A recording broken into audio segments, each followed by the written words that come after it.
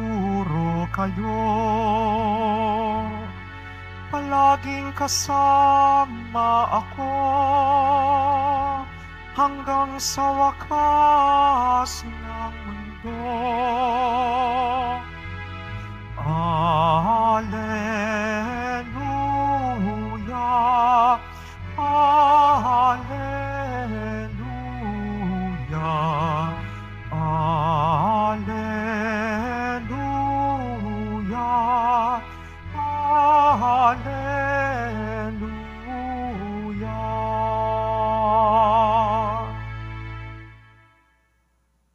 Sumainyo ang Panginoon. At sumaiyo rin. Ang mabuting balita ng Panginoon ayon kay San Mateo. Papuri sa iyo, Panginoon. Noong panong iyon, sinabi ni Jesus sa kanyang mga alagad, "Pumayo kayo at ipangaral ninyo ang na malapit nang maghari ang Diyos. Pagalingin ninyo ang mga may sakit at buhayin ang mga patay. Pagalingin ninyo ang mga kitongin at palayasin ang mga demonyo. Yamang tumanggap kayo ng walang bayad, magbigay naman kayo ng walang bayad. Huwag kayong magdala ng salapi, maging ginto, pilak o tanso sa inyong mga lukbutan. Huwag din kayong magdala ng supot sa inyong paglalakad, ni bihisan, pampalit ng panyapak o tungkod, sapagkat ang manggagawa ay may karapatan ng kanyang ikabubuhay. At saan man saang bayan kayo o nayon, dumating humanap kayo ng taong karapat-dapat pakituluyan at manatili kayo roon habang kayo'y nasa lugar na iyon. Pagpasok ninyo sa bahay, sabihin ninyo, maghari nawa ang kapayapaan sa bahay na ito. Kung karapat-dapat ang mga tao sa bahay na iyon, panatilihin ninyo sa kanila ang inyong bati, ngunit kung hindi, bawiin ninyo ito."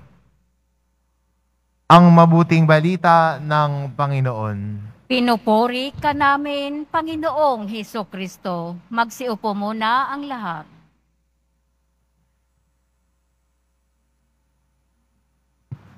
Sa araw na to, pinagdiriwang po natin ang kapistahan ni San Bernabe. Sino si San Bernabe? Siya po mababasa natin sa Gawa ng mga Apostol. Nakakasama ho lagi ni Pablo sa kanyang pagpapangaral ng mabuting balita. Sa kanyang mga pagmimisyon sa mga pinupuntahang bayan ni Pablo, si Bernabe ay isa sa mga kanyang kasama. Kasama nangangaral ng mabuting balita. At kinalaunan, si Pablo ay iniwan na ho si Bernabe. Si Bernabe ay tumayo sa kanyang sariling paa, sa kanyang pagmimisyon, sa kanyang pagpapahayag ng mabuting balita at pagbabahagi nito. Maganda rin po sa atin bilang Kristiyano, makuha din sa ating pagdiriwang sa ating santo ngayon, na tayo din bilang Kristiyano ay inaanyayahan na ang mabuting balita ni Kristo ay ibahagi natin sa lahat. Sa ating mga nakakaloopang palad, sa ating mga nakikilala kung nasaan ka man naroon. Hindi mo kailangan pumunta sa malayong lugar para magmisyon, sabi nga natin. Sa iyong pamilya, doon ka tinatawag na magmisyon. Doon ka tinatawag na ibahagi ang mabuting balita. Kung sa iyong mga katrabaho, kung sa tingin mo'y wala doon ang presensya ng Diyos, doon mo ipakilala si Jesus. Sabihin, "Father, paano yun? Baka iba yung maging pagtingin sa akin ng mga kasama ko."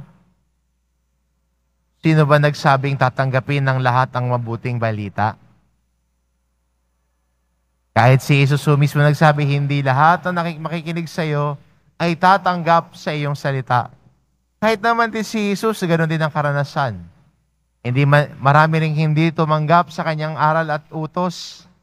Maraming hindi naniniwala sa kanyang mga tinuturo.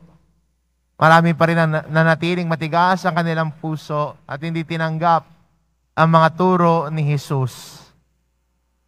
Pero kahit ganun pa man, si Jesus ay patuloy pa rin sa kanyang pagbabahagi. Si Bernabe rin, no, sa ating, ang santo pinagdiriwang natin ngayon, hindi naman lahat ng pinuntahan niya ay tinanggap ang kanyang mga aral at turo. Nakaramdam ng pag-uusig sa kanilang pagpapahayag. Sila minsan ni Pablo ay nakaranas ng mga hagupit. Ibinilanggo dahil sa mabuting balita. Kaya ho, ang cause din ng ating pagsunod, may halaga din ang pagsunod natin kay Jesus. May challenge din. Pero may pangako din ng Diyos. Sa kabila ng mga challenges natin sa ating pagsasabuhay ng pananampalataya, ang pangako ng Diyos ay hindi tayo nag-iisa. Kaya ho sa ating ebanghelyo, binilinan niya ang kanyang mga alagad na wag magdala ng kahit ano sa kanilang pagpasok sa alinmang bayan.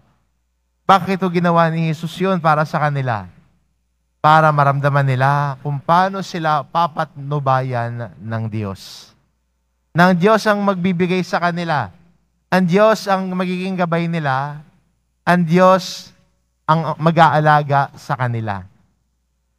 At maganda rin sa atin bilang Kristiyano, na palalimin din natin ang ating tiwala sa Diyos na nagmamahal sa atin.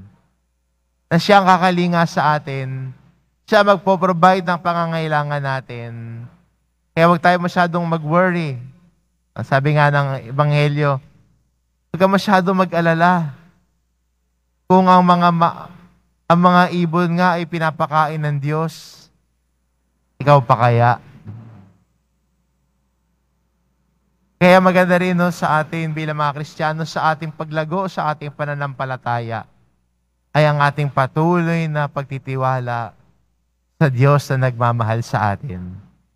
Na siya ang kakalinga sa atin, siya magpapatnubay sa atin, siya magbibigay ng ating pangangailangan sa takdang panahon, dahil hindi iniiwan ni Jesus ang kanyang mga alagad. Sinasamahan, pinapatnubayan, iniingatan at kinakalinga. Amen.